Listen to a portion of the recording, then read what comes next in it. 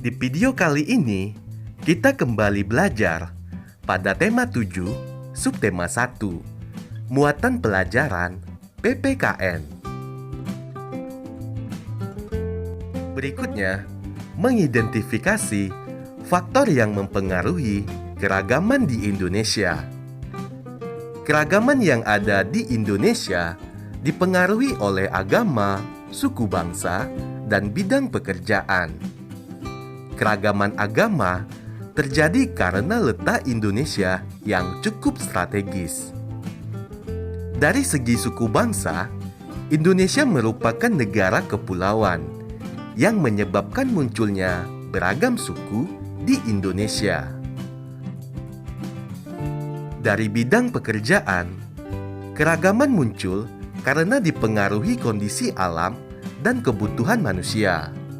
Sebagai contoh, masyarakat yang tinggal di dataran tinggi tentu memiliki aktivitas dan kebutuhan yang sedikit berbeda dengan masyarakat yang tinggal di pantai.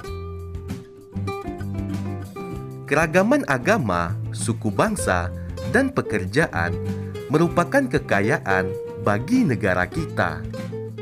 Kita harus saling menghormati dan menghargai agar tercipta persatuan dan kesatuan di Indonesia. Sikap persatuan dan kesatuan dapat dilakukan dengan cara-cara berikut. Yang pertama, mau berteman tanpa membeda-bedakan agama dan suku bangsa. Kedua, menghormati teman yang sedang beribadah, seperti tidak mengobrol di dekat teman yang sedang beribadah. Ketiga, tidak mengganggu teman karena memiliki logat bahasa yang berbeda.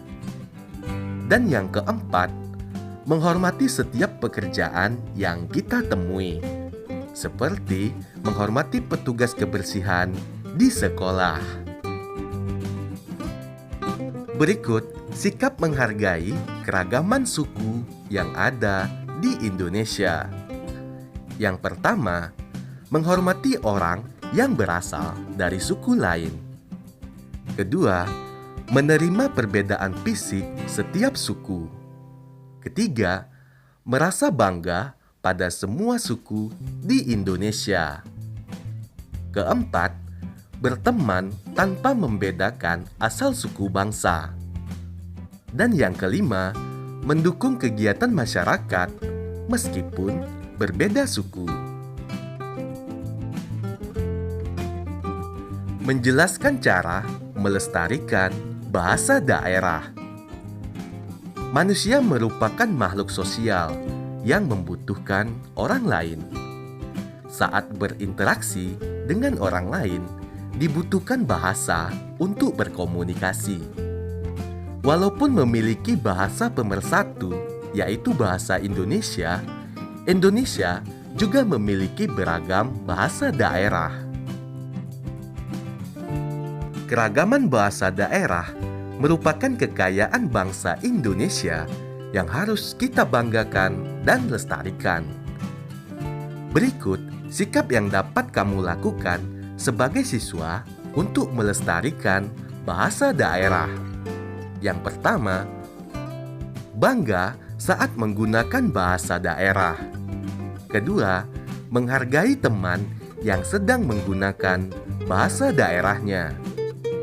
Ketiga, mau mempelajari bahasa daerah lain. Keempat, tidak menghina bahasa daerah lain. Keragaman agama dan kebebasan beragama. Kita sudah tahu agama yang diakui secara resmi di Indonesia.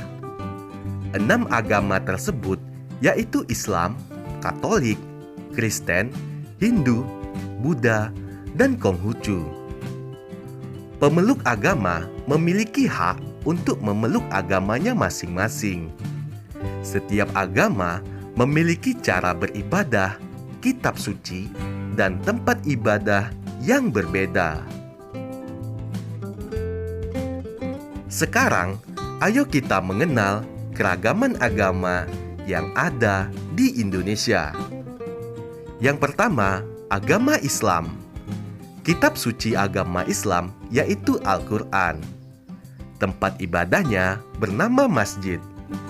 Hari besar agama Islam seperti Hari Raya Idul Fitri, Hari Raya Idul Adha, Tahun Baru Hijriah, Maulid Nabi, dan Isra Mi'raj.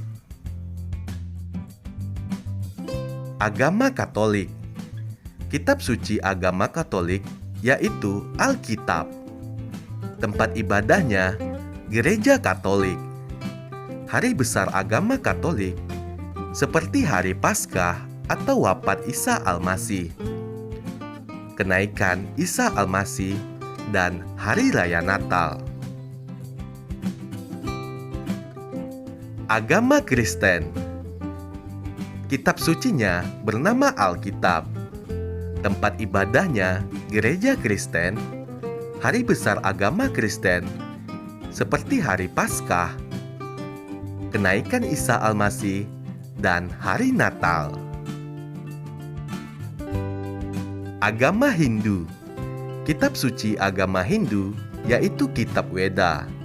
Tempat ibadahnya bernama Pura. Hari besar agama Hindu, Hari Raya Nyepi, Galungan, Kuningan, Saraswati, Pagerwesi, dan Siwaratri. Selanjutnya, agama Buddha. Kitab suci agama Buddha bernama Kitab Tripitaka. Tempat ibadahnya bernama Wihara.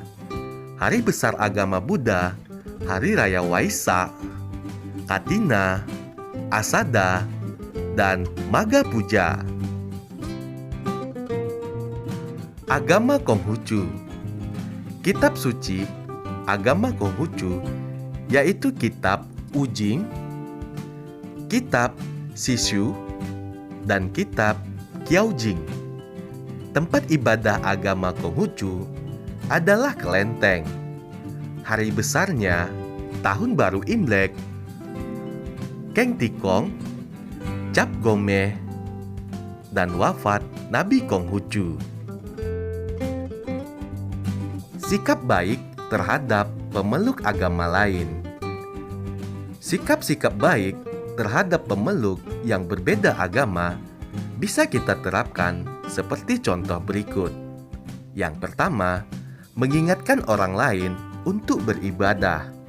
Contohnya, mempersilahkan teman yang beragama Islam untuk melaksanakan sholat Jumat.